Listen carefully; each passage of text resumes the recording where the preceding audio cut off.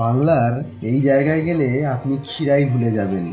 আজ নিয়ে যাব আর এক ফুলের উপত্যকা। যত দূর চোখ যায় শুধু ফুলের বাগান, বিঘার পর বিঘা জমিতে শুধু ফুলের চাষ হয়। লোকে বলছে এ যেন দ্বিতীয় ক্ষীরাই। এমন কি আছে দেখুন আজ নিজের চোখে। ওয়েলকাম টু চাপড়া।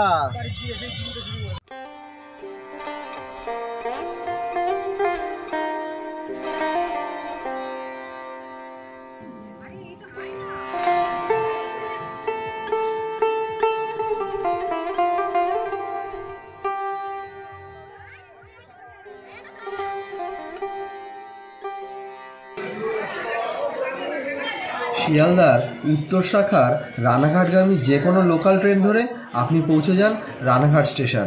সেক্ষেত্রে আপনার সময় লাগবে 1 ঘন্টা 50 মিনিট মতো। স্টেশনের বাইরেই আপনাকে নিতে হবে টোটো। টোটোতে মাথাপিছু 30 টাকা এবং ঘড়িতে ওই 20 মিনিট সময়ের মধ্যেই আপনি পৌঁছে যাবেন বাংলার নদিয়া অবস্থিত আর এক বিখ্যাত ফুলের রাজ্য চাপড়ায়। ওখানে পৌঁছে যেতেই দেখবেন গ্রামের লোকেরা এরকম দোকান সাজিয়ে এবং সেখানে বিভিন্ন রকমের ফুল এবং তার দিয়ে ক্লাউন বানিয়ে আপনাকে ওয়েলকাম করার জন্য প্রস্তুত রয়েছে। মাথাপিছু 50 টাকা দিয়ে এই ক্লাউনগুলো কিন্তু আপনারা আপনাদের প্রিয়জনের জন্য কিনে নিতেই পারেন। এরপর হাতে ঘন্টা 2-3 সময় নিয়ে নিন, কারণ আপনারা কিন্তু এবার হারিয়ে যেতে চলেছেন ফুলের রাজ্যে। ফুলের চাষ করা এবং তার পরিচর্যা করা কিন্তু খুব কঠিন একটা কাজ। এই 2 দিদিকে দেখলাম যে বাগানটা কিভাবে পরিচর্যা করছেন ওনারা।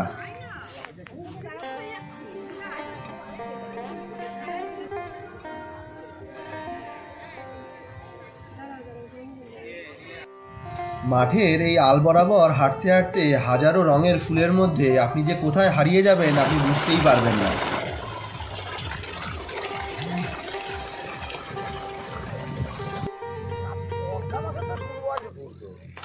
এখন কেমনে গরম পড়বি, কেমনে ঘুরা যাবি। শীতি ক্ষেত এই শীতের সিজনে হয়। অন্য সময় কি করো চাচা? গরমের সময় কি চাষ করো? এসব আবার এটা করে দিলে কচু হবে। কি হবে? কচু। হ্যাঁ, কেউ কচু করবি, কেউ অন্য অন্য ক্ষেত করবি। আবার ওই সিজনে, আবার শীতের সময় এই সিজন ফুল। এখানকার চাষিরা কিন্তু আপনাকে তাদের ফুলের বাগানে ঢুকতে কোনো রকম বাধা দেবে না, কিন্তু ওনাদের একটা রিকোয়েস্ট, আপনারা কিন্তু কোনো রকমভাবে ফুলগুলো হাত দিয়ে ছিঁড়বেন না বা পা দিয়ে মারাবেন না, কারণ এটা দিয়ে কিন্তু ওনাদের রুজি রোজগার চলে। আমার পেছনে যে আম গাছটি দেখতে পাচ্ছেন, এই আম গাছ কিন্তু ফলের জন্য চাষ করা হয়নি।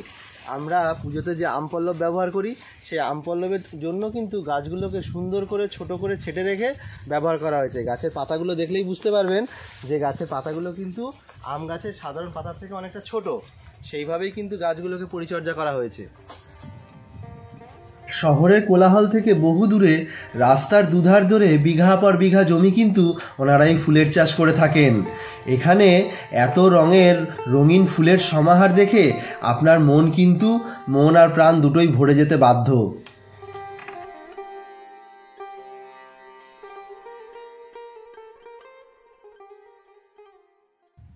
আমরা এখন যে বাগানের ভেতরে দাঁড়িয়ে রয়েছি সেটা কিন্তু গোলাপের বাগান। কিন্তু যাই হোক, দুর্ভাগ্যের বিষয়, শীতের তো প্রায় শেষের দিকে, তার জন্য কিন্তু বাগানে এখন বেশি ফুল নেই, সবই তোলা হয়ে গেছে। এই বাগান যখন পুরো ফুলে ভর্তি থাকবে তখন যা লাগবে সেটা কিন্তু ভাষায় বর্ণনা করা যাবে না বন্ধুরা। দেখুন বন্ধুরা, গোলাপ বাগানে ঢুকেছিল ছবি তুলবে বলে, ঠিক আছে, আর এই সব ফ্যান্সি জুতো গেছে লেগে কাদা, এবারে সেটার পরিষ্কারের কাজ চলছে। কিছু করার নেই, ফুলের বাগানে এলে, বাগান দেখতে গেলে এইটুকু তো হবেই। রজনীগন্ধা, গোলাপ, ডালিয়া, চন্দ্রমল্লিকা, ল্যাভেন্ডার, বেঙ্গালুরু জিপসি, কোন ফুলটা আপনার প্রয়োজন, যেটা চাইবেন সেটাই কিন্তু এখানে হাতের কাছে পেয়ে যাবেন। আমরা এই চাষের জমি থেকেই এই ভাইয়ের কাছ থেকে কিন্তু এই ফুলগুলো কিনে নিয়েছিলাম। আমাদের দাম পড়েছিল মাত্র 4 টাকা। বাজারে কিন্তু এই ফুলগুলো আপনারা বলুন তো কত দামে বিক্রি হয়? এত দূরে বেড়াতে গেছি, ওখান থেকে এই ফ্রেশ বাগান থেকে তোলা টাটকা ফুলগুলো আনবো না, সেটা কি হয়? দেখতে দেখতে ঘড়ির কাঁটা কখন সকাল থেকে দুপুরের দিকে চলে গেছে সেটা আমাদের একেবারে খেয়াল নেই।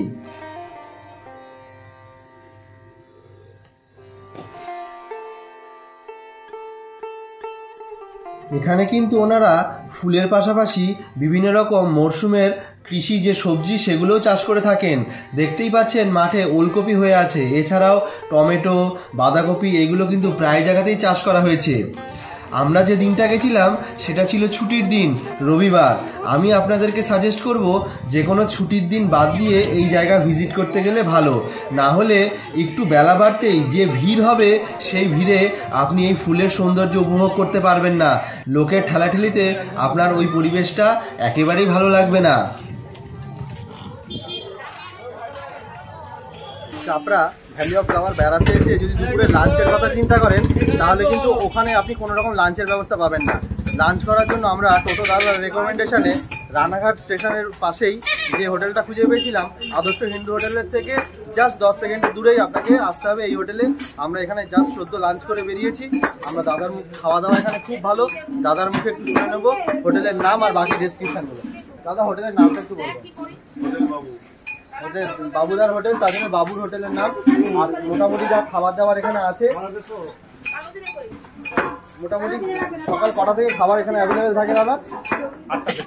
সকাল 8টা থেকে খাবার অ্যাভেলেবেল থাকে। দাদা বলছিল রাত 12টা পর্যন্ত কিন্তু এখানে খাবার পাওয়া যায়। সকালে টিফিন থেকে শুরু করে দুপুরের লাঞ্চ, তারপরে বিকেলের টিফিন থেকে রাতের ডিনার পর্যন্ত সব কিছু এখানে অ্যাভেলেবেল। মাছ, মাংস যেরকম প্রয়োজন আপনারা এখানে কিন্তু খাবার দাবার অ্যাভেল করতে পারবেন। খাবার দাবার প্রচণ্ড রিজনেবল। আপনারা চোপড়াতে বেড়াতে এলে অবশ্যই কিন্তু এখানে এই জায়গাতে লাঞ্চের জন্য আমি মাস্ট রেকমেন্ডেড যে জায়গাটা, সেখানে আপনাদের এখানে ঠিকানাটা দিয়ে রাখলাম। চলুন পরের ভিডিওতে দেখা হবে।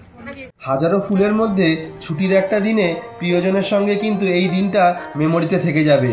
বিএম লাভ ইউ জিন্দেগির আজকের ভিডিও এই পর্যন্তই। আবার দেখা হবে নতুন কোনো ভিডিওতে। ততদিনে ভালো থাকবেন, সুস্থ থাকবেন। নমস্কার।